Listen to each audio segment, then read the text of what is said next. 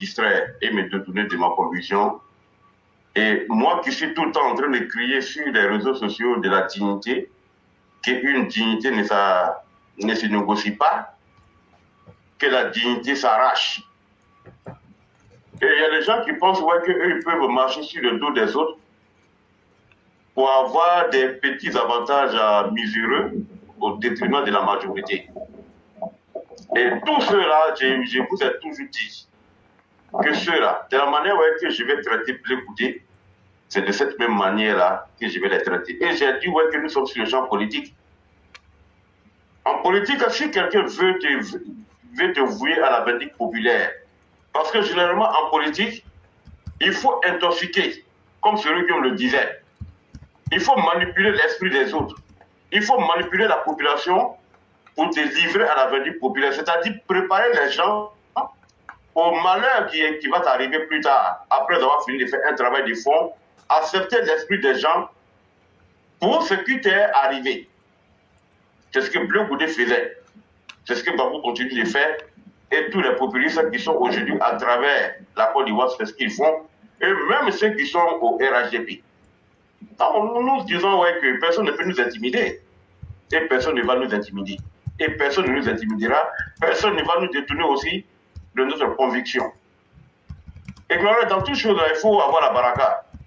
C'est ce qu'on dit en pays malinqué. Nisraka qui bla. Nisraka qui bla. Même si on t'a donné le miel, éclaireur, ça devient du citron. Ou encore, il y a un autre arbre qu'on trouve généralement dans le Sahel, des coins comme le Mali. Si je prononce bien le mot, en Mali, on appelle ça Djaradjiri. C'est-à-dire ouais, que c'est tellement amer. En français, on appelle ça le calcédral. Ok. Donc, il faut donner du miel à ces personnes-là, ça deviendra comme ça dans les mains. C'est-à-dire que quand tu n'as pas la baraka, quand tu es un enfant qui n'est pas béni, quand tu es, je vais dire en un mot, quand tu es maudit. Mais malheureusement, il y a des gens qui pensent ouais, que c'est eux qui font les autres. Nous sommes sur les plateformes. Personne n'appelle l'autre. Et ce qui est intéressant, c'est que les militants RHDP, qui sont des personnes de conviction, telles que les Alexandre Aoussou, les Sori Sanogo, et tous ceux qui viennent sur la plateforme éclairée pour la vérité, les Mariens Savané, et tous ceux-là qui viennent sur la plateforme éclairée pour la vérité, c'est-à-dire que là où il y a la vérité, personne ne pourra cacher cela. Si tu peux cacher le soleil avec ta main, c'est que tu peux cacher la vérité. Parce qu'à un moment donné, il y a certaines personnes qui étaient là sur les réseaux sociaux, traitaient la plateforme éclairée pour la vérité comme des extrémistes. Mais s'il faut être extrémiste pour défendre ma dignité, s'il faut être extrémiste pour défendre ma conviction, s'il faut être extrémiste pour que demain, ce qui s'est passé hier, pour ce que je me suis battu et que je continue de me battre, si ce sera être extrémiste, de continuer à être extrémiste.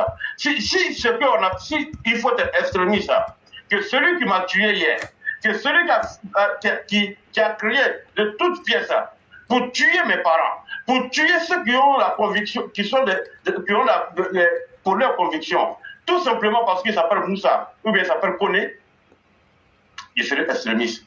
Mais qu'ils se disent que de la même manière que je vais anéantir Blé Goudé là, c'est de cette même manière-là que j'irai derrière eux.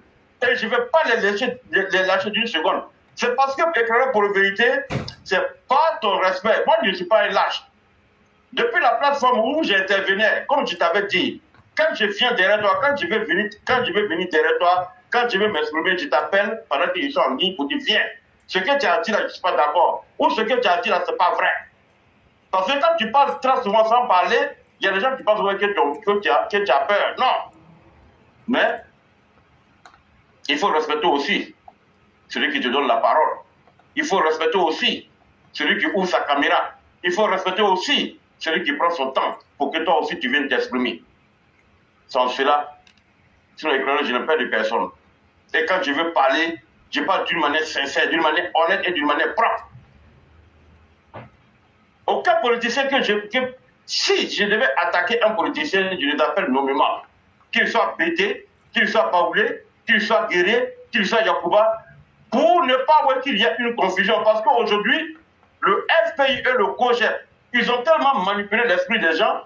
Aujourd'hui, quand tu viens parler, par exemple, d'un politicien qui, par exemple, vient du centre qui est un Baoulé, quand tu parles d'une manière, on dirait qu'il est en train d'attaquer les Baoulés, parce qu'ils ont préparé l'esprit des uns et des autres à cela. Voilà pourquoi moi j'appelle le nom des politiciens nommément. Si je vais attaquer Gigawa, je dis Gigawa, je ne dis pas les Bédié. Quand je vais attaquer Bédié, je dis Bédié, je ne dis pas les Baoulés. Et voilà.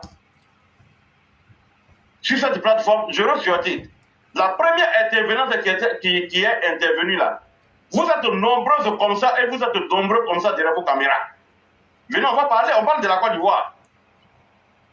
Et je vous dis, même à Congo, le même Congo que vous voyez, le président de la République vient du Congo, sa maman vient du Bénéban. Mais malgré la richesse du président Alassane Ouattara, son argent ne touchera pas, il ne pourra pas nourrir tous les habitants du Congo. Il y a des gens qui sont en Congo aujourd'hui qui n'ont pas bénéficié des 5 francs du président Alassane Ouattara, y compris dans le Bénéban. Donc pourquoi ce harakiri, pourquoi se faire mendiant pour des hommes politiques? Ils vont tous passer, la Côte d'Ivoire va demeurer. Et moi, je ne baisserai jamais mon visage, pour ne pas dire ma tête, de mon qui que ce soit. Et sans ça, je dis de rester dans notre ligne de mire. Tout ce que nous disons ici, ce sont des choses factuelles. On a inventé, nous n'avons rien inventé.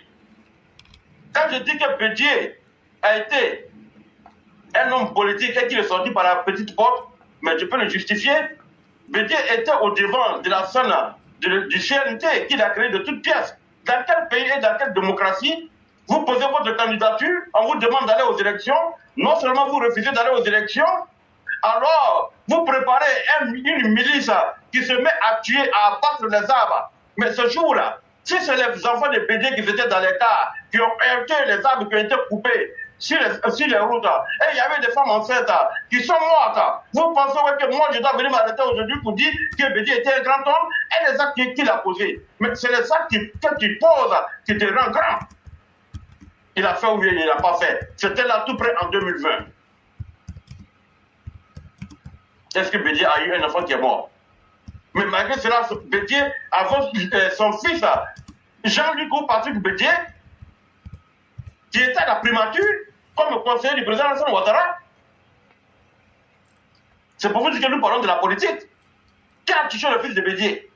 Il était à Abidjan, malgré les actes que son père a posés, mais il a fallu que le président Alassane Ouattara sorte de ses gongs pour que cette tuerie cesse lorsque Bédié a été freiné dans sa léthargie, dans sa chute vertigineuse qu'il avait empruntée, qu'il n'avait pas de suite. Il a fallu que la sécurité encadre sa résidence pour que la violence s'arrête. Humainement, s'il est décédé, on ne peut que dire paix à son âme. Nous, on ne ferait pas son jugement. Mais tout le monde sait ce qu'il a fait avant de partir. Ça va être aujourd'hui mieux. Bédié sera aujourd'hui un homme sage. Bédié sera aujourd'hui un homme, et aurait été un homme sage. On aurait le comparé peut-être à un degré moindre à un Nelson Mandela. Mais il ne l'a pas fait. Quand les gens disent cela, il y a des va-nu-pieds, des prolétaires, des miséreux qui sont assis dans les villages en Europe, qui sont surpris d'être là où ils sont à un moment donné, qui vivent des temps, fils de lâche que vous soyez. Et vous pensez parce que vous pensez que sur les réseaux sociaux, c'est pourquoi moi je vous dis de faire très attention. Choisissez vos collaborateurs parce qu'aujourd'hui le monde est devenu un. Le portable que nous avons aujourd'hui est devenu plus qu'un cinéma. Parce que vous exposez, vous envoyez à la vindicte populaire à la seconde. Sachez marcher avec qui vous marchez. Sachez vous avoir des discussions avec ceux que vous discutez parce qu'aujourd'hui, les gens, tout le monde enregistre et ils ont raison. Lorsque, pour vérité, bien avant que moi je n'arrive sur cette plateforme, prenaient des positions propres, nettes. Certains, à ce moment-là, étaient en train de les traiter comme des extrémistes. Moi-même, on m'a traité comme extrémiste. Mais comme Dieu fait les choses, je ne suis pas un enfant maudit. J'ai une vision, je suis un homme de conviction, mais je me suis retiré parce que, arrivé à un moment, il faudrait que l'homme sache ce que tu veux. Si tu ne sais pas ce que tu veux, mais c'est toi qui vas payer cash lorsque les choses vont tourner à 380 degrés. Tu ne paieras pas parce que tu as été ignorant, mais tu vas payer parce que tout simplement, tu as cru à certaines personnes. Et ce sont toujours les proches qui induisent les gens en erreur, pour ne pas dire qu'ils comprennent pour t'assassiner. Nous parlons de la politique. Et je vous ai dit qu'en politique, là, avec celui qui était hier, là, c'est celui qui te tue. Si ce n'est pas un homme de conviction, si c'est un homme matériel. Qui a assassiné Thomas Sankara? Vous voyez? Donc aujourd'hui, je dis aux gens du PDCI, le président Ouattara, quelque chose ce que vous dites. Mais on ne peut pas cacher la vérité avec le soleil. Parce que quoi que ce soit, j'ai vu hier certaines personnes en train de se débattre sur le plateau de la NCI pour rendre hommage au président Bédié. En tout cas, humainement, nous le disons, paix à son âme. Mais vous n'allez pas nous convaincre pour dire que Bédié a été un grand homme politique. Non. Vous ne pouvez pas nous convaincre et personne ne pourra nous convaincre. Et quant aux autres, ceux qui pensent ouais, qu'ils ont le titre foncier de la Côte d'Ivoire, nous les attendons de pied ferme. Parce que des gens comme Charles Blé Goudé, et je vais le dire d'une manière propre et nette, je dis à Charles Blé Goudé, et ceux qui le soutiennent au RAGP, les vidéomans, et que là j'allais dire leur nom, mais comme je te respecte, je vais dire comme ça, les vidéomans RAGP, qui soutiennent les Blé Goudé, qui continuent de soutenir Blé Goudé, qui pensent ouais, que Blé Goudé peut être le prochain président de la Côte d'Ivoire. Moi je dis, comme vous êtes tous des fils de Dagadé, comme vous êtes tous des fils de maudits, comme vous êtes tous des bâtards, comme vous êtes tous des chiens, vous pensez ouais, que nous, on va rester là, avec tout ce qui s'est passé, Blé Goudé va être le président de la République de la Côte d'Ivoire. Mais je vous dis, vous nous avez démontré par A plus B que vous êtes avec Blé Goudé. Mais je vous jure, le jour que ça va déclencher, de la manière que nous allons anéantir Blé Goudé et sa famille, on va vous anéantir de cette manière. Parce qu'elle a été feignée, elle a été gardée, elle a été dédoulée. Et c'est pourquoi j'ai dit que tous les jeunes, les enfants, spécialement ceux qui viennent du Nord, et c'est à mes frères du Nord que je vais parler. Non, voyez là. Allez, Blacro, Mimi, vidéo qu'elle a niqué. Mira frère de Blé Goudé va changer. Je ne sais même pas les RAGP, les vidéos, ni ceux qui font les vidéos là. N'est qu'à ce long. Nord Fanvano, dans toute la région du Nord, pour dire que Blé Goudé a changé. Aya Toye, n'est qu'à pas économiquement pour là-haut. Il était là, moi, là, sur Nima à Dalakansoro. Fouillez dans le yard de Surama. N'est qu'à pas faire que Blé Goudé va changer. Que Blé Goudé doit avec Aket en haut. Blé Goudé doit avec Assit en haut. Aya Toye, n'est qu'à pas comment la voiture n'a pas.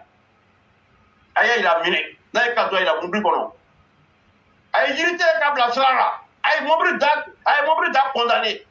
Aya, t'as comme la mon bris là. Parce que dans les gars, sur le gars. Un jour, on va dire ouais, que c'est ici, là, on les a enterrés. Là, table, il a caillé, il a quelqu'un pour mouiller. Il faut qu'il faut au Katanaï, au cas en bas, à le côté de lui. C'est pas vos parents, c'est pas Blé Goudé qui faisait descendre vos parents hier, dans les cas pour les traîner sur les routes, sur les goudrons. Et Babo, foncièrement ancré et distillé par Bédié, Babo, Blé Goudé.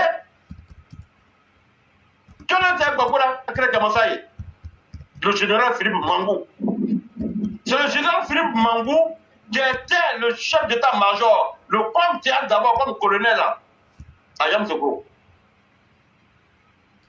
Mais Blé Goudé, allez-y, écoutez le témoignage de Philippe Mangou à la CPI. quand il disait ouais, que Bleu Goudé était venu le saluer pour lui dire le baiser, quand Bleu Goudé était venu donner le baiser de la mort. Après qu'il s'est entretenu avec Gbagbo Laurent pour assassiner le général Philippe Mangou. Mangou qui a fait l'armée, qui a un homme qui a été formé pour la guerre, qui a défendu d'une manière franche, républicaine, le pouvoir de Gbagbo Laurent. Mais à la fin, il dit ouais, que Mangou est dans le complot pour que le président Ouattara accède au pouvoir. C'est vous les farfelus là, vous les miséreux là, qui vivent de l'aide sociale, c'est vous, Bleu Goudé va laisser.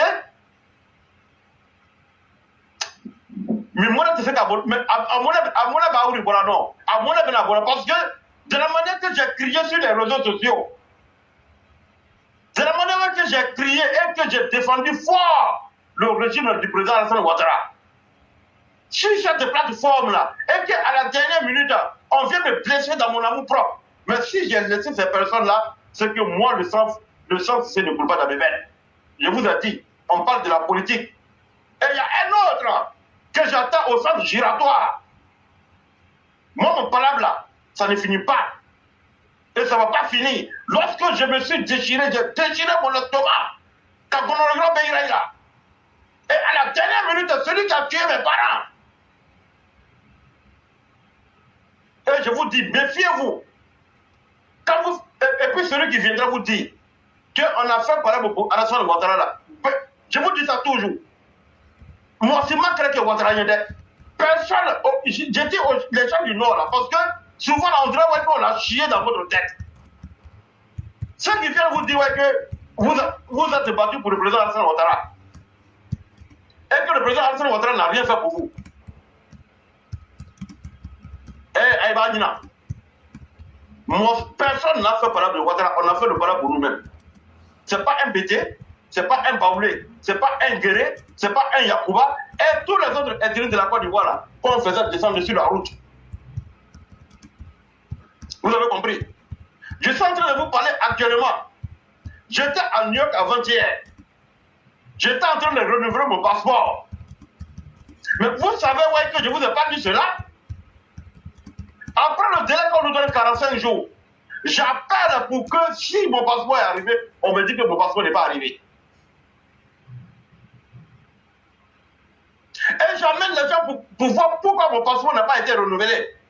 Un officier, celui que j'envoie remet le fiche d'enrôlement à un officier et dit que lui-même il ne sait même pas pourquoi mon passeport n'a pas été édité. Vous comprenez? Quand on vous dit cela, j'ai gardé mon calme pour aller jusqu'au bout. Et ce n'est qu'avant-hier que je suis allé à l'ambassade, au consul de New York, pour aller retirer mon passeport.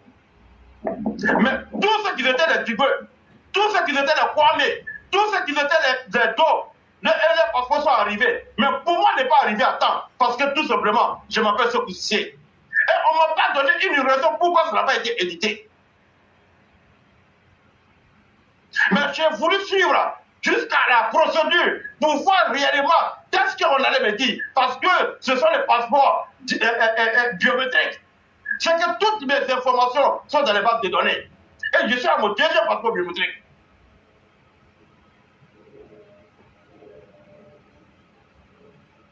Est-ce que cela arrive aux autres? Peut-être que sur 100 cas, vous verrez que les Dugueux là, les Kwame, les Do et autres là, il y a un seul, il y a 2 ou 3 cas. Et vous allez dire aujourd'hui que vous êtes battu pour le président Alassane Ouattara. On s'est battu pour nous-mêmes. Et on doit continuer à se battre pour nous-mêmes. Pas pour le président Alassane Ouattara. Le président Alassane Ouattara a fini sa vie. Si le président Alassane Ouattara ne voulait vivre une vie de pacha, il n'allait pas quitter les États-Unis pour aller se mettre dans la mer. Vous avez quoi en Côte d'Ivoire là-bas? Que les États-Unis n'ont pas.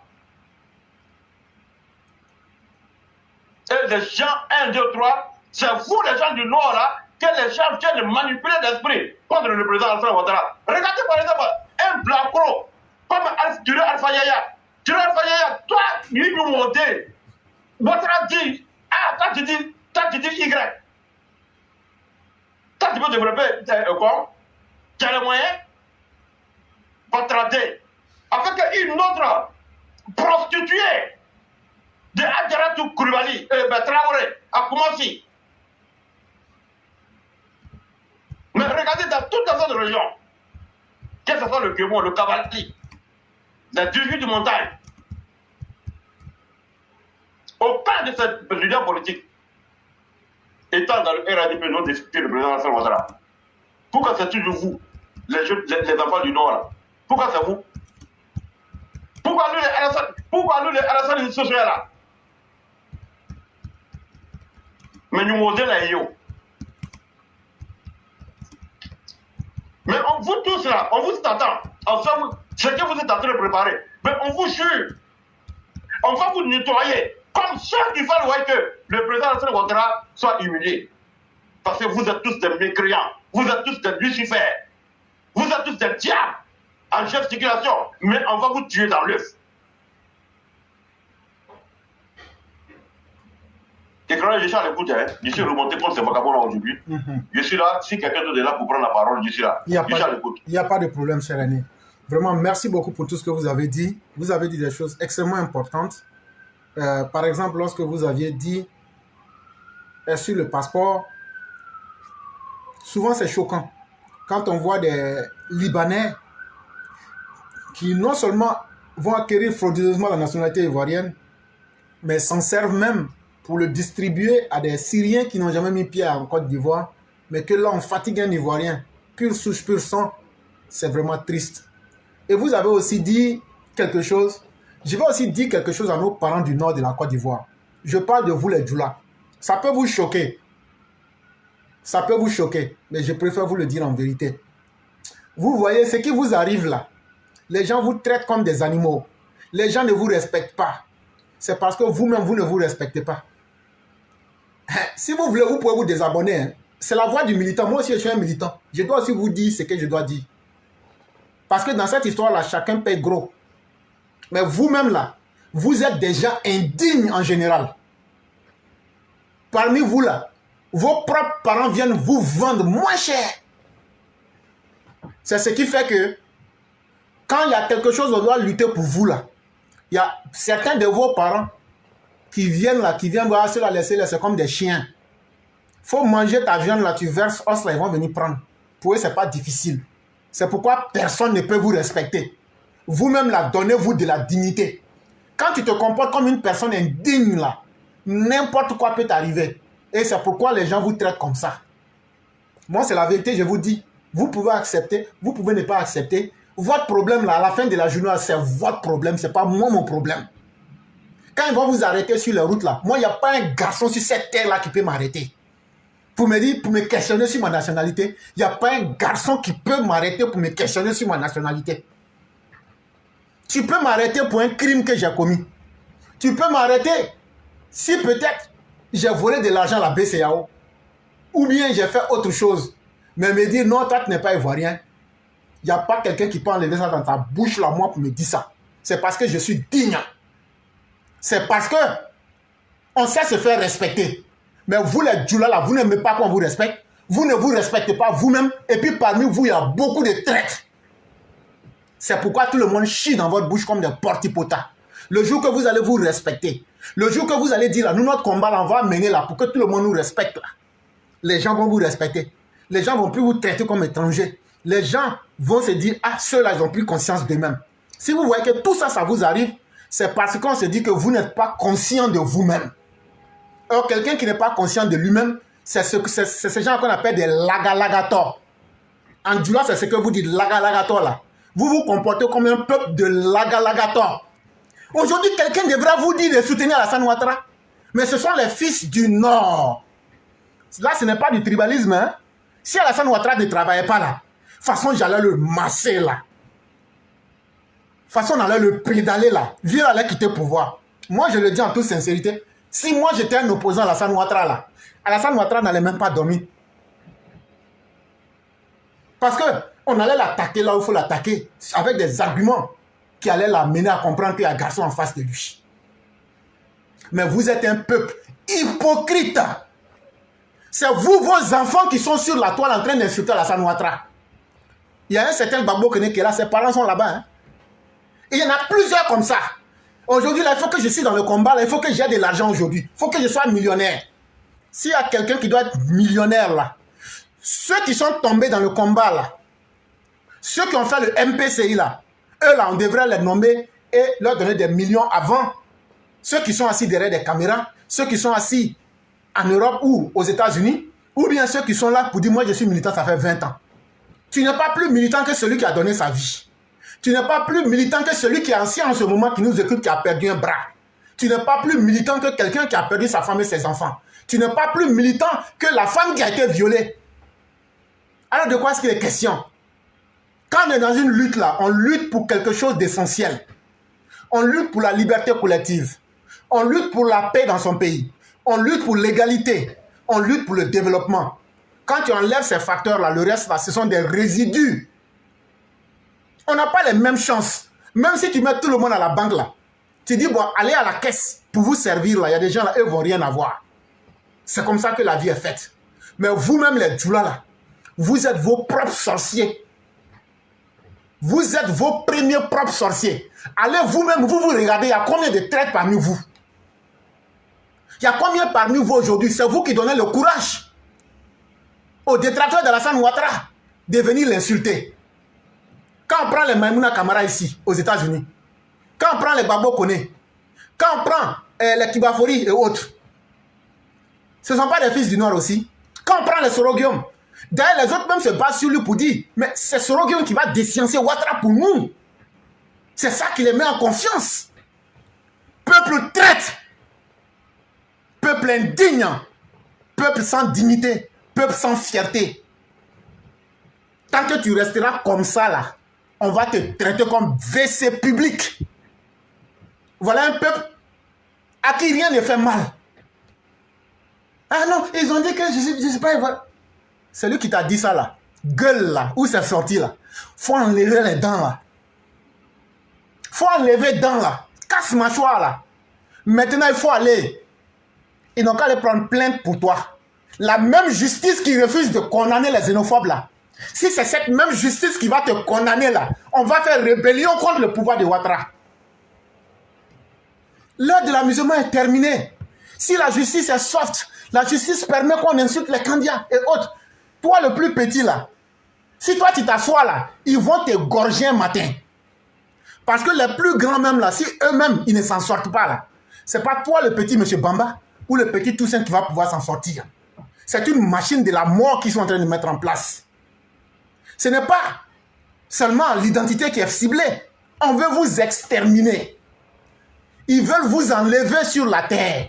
Parce que pour eux, vous n'êtes même pas digne d'être dans l'espace humain. Dans l'espèce humaine. Et depuis longtemps, Ouattara a mené ce combat. Il a fait ce qu'il peut. Mais vous n'êtes pas suffisamment devenu digne.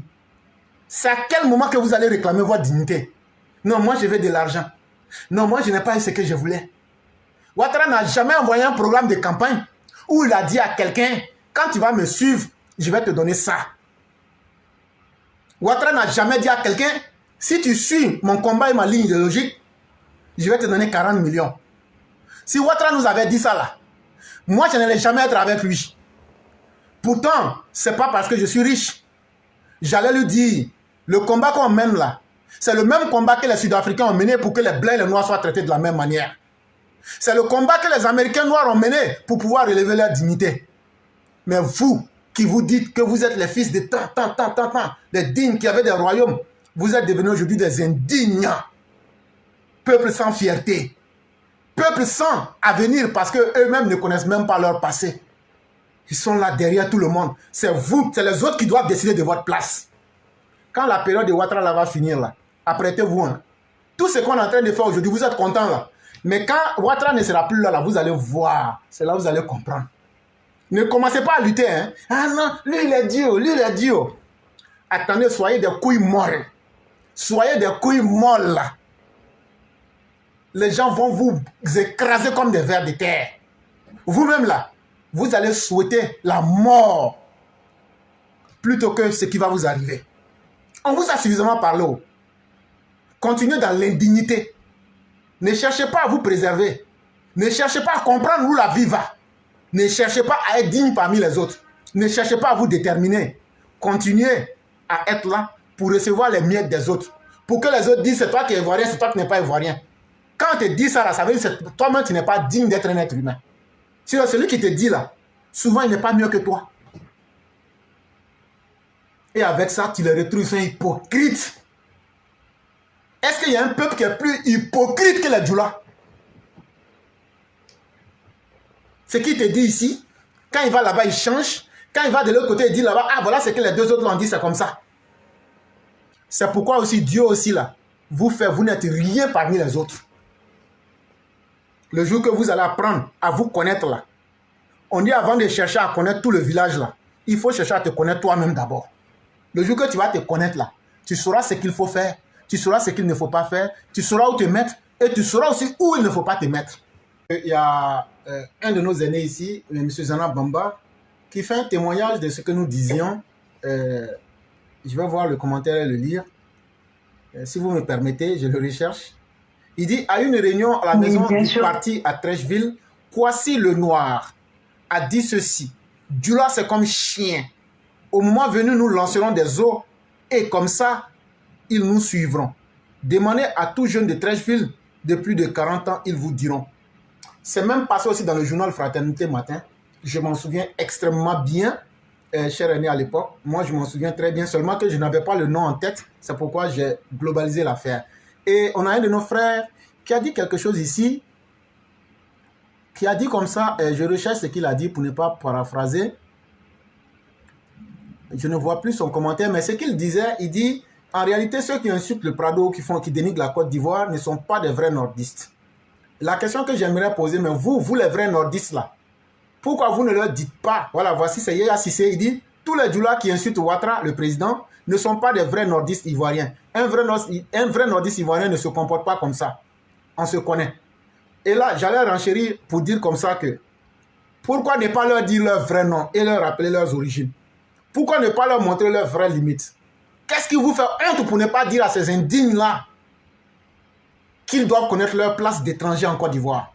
Mais quand vous vous taisez, vous êtes complice contre vous-même. Vous êtes complice. C'est comme si vous-même vous signez votre propre certificat de décès pour remettre ça aux gens.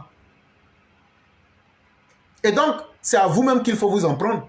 En réalité, je trouve que c'est une fuite en avant parce que quand tu vois un homme qui donne beaucoup de justifications, c'est un manque de courage. C'est de la lâcheté. Un homme qui veut s'assumer là ne parle pas beaucoup. Il agit et il attend, comme l'a dit la sœur Binette, tu poses un acte. C'est ce que moi j'ai toujours dit. Si quelqu'un casse la gueule à un xénophobe, et puis on lui dit, tu vas aller payer les frais médicaux là. Je vais dire, frère, ma contribution, je vais payer. Je vais aussi prendre un avocat, on va aller. Et on va tenir des arguments devant le pays. On va amener la justice à condamner ce jour-là les vrais xénophobes. Parce qu'on ne pourra jamais condamner quelqu'un pour acte de violence quand l'État qui est obligé dans ses rôles régaliens de maintenir la sécurité, la dignité des citoyens, voit cette situation depuis des années. Si c'était un gouvernement de xénophobes comme celui de Laurent Gbagbo ou d'Henri Kouna Bédié, on aurait pu dire, bon, ça va, eux, c'est leur politique. Mais c'est un gouvernement qui a toutes les raisons de combattre l'injustice sociale. C'est un gouvernement où le président Ouattara a subi toutes les injustices. Mais les gens ne comprennent pas que souvent, là, les grandes douleurs sont muettes. Est-ce que c'est Alassane Ouattara lui-même de venir encore faire son combat? Mais maintenant que ce combat-là se retourne contre vous, vous entendez Djedje Madi en train de stigmatiser les origines de Mamadou Touré. Vous entendez les Stéphane Kipré, les autres en train de stigmatiser les origines de Kandia Kamara, d'Adama Bitogo. Ce n'est que le début. Le combat que vous n'avez pas voulu mener là, que vous avez voulu utiliser pour maintenir vos militants là, c'est aux gens du RHDP que je parle. Ceux qui se disent cadres là, c'est à vous que je parle. Parce que vous faites de l'hypocrisie avec vos militants. Non, il faut maintenir ça parce que tant qu'il y aura ce truc-là, s'il y a les xénophobes là, c'est ce qui va faire que nos militants vont rester haut. Mais s'il n'y a plus de combat de xénophobie là, est-ce qu'on pourra les maintenir? Dieu merci que ça se retourne contre vous. Et que ça s'aggrave et que ça se retourne contre vous. Et que vous soyez obligés de venir détailler vos origines comme de la manière Mamadou Touré est obligé de faire là. C'est une humiliation. Même s'il veut, il n'a qu'à dire que c'est son grand-père qui a créé la Côte d'Ivoire. Mais c'est une humiliation.